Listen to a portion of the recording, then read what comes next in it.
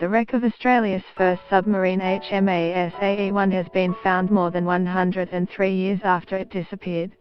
A fresh search to find the vessel that only began last week found it in more than 300 meters of water off the coast of the Duke of York Island in Papua New Guinea. HMAS AE-1 AE-1 vanished off the Papua New Guinea coast on September 14, 1914, leaving the fate of her 35 Australian and British crew members a mystery till now. The father of an Australian woman shot dead by a police officer in the US has questioned the integrity and completeness of the probe into his daughter's death. An Australian man has been stabbed to death in Gothenburg, in Sweden.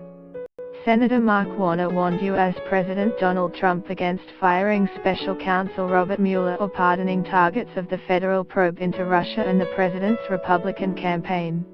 Donald Trump's inauguration, the legalization of same-sex marriage and everything in between, we take a look back at the year that was.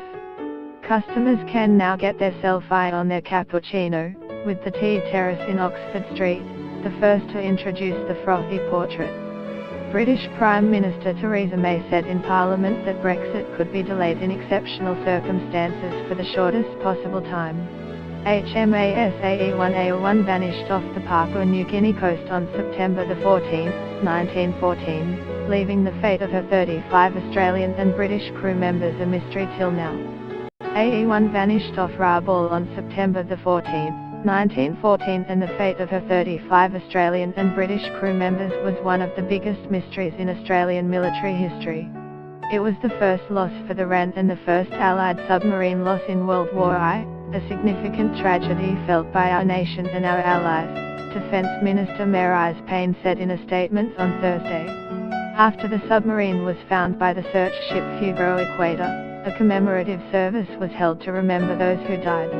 Efforts are being made to contact the descendants of the crew, Ms. Payne said. Get the latest news and updates emailed straight to your inbox. By submitting your email you are agreeing to Fairfax Media's terms and conditions and privacy policy. The federal government will discuss with the Papua New Guinean government a lasting commemoration and recognition of the crew of AE-1 and ways to preserve the site. The final search was funded by the government, Silent World Foundation, Australian National Maritime Museum and the group Find A1. AAP.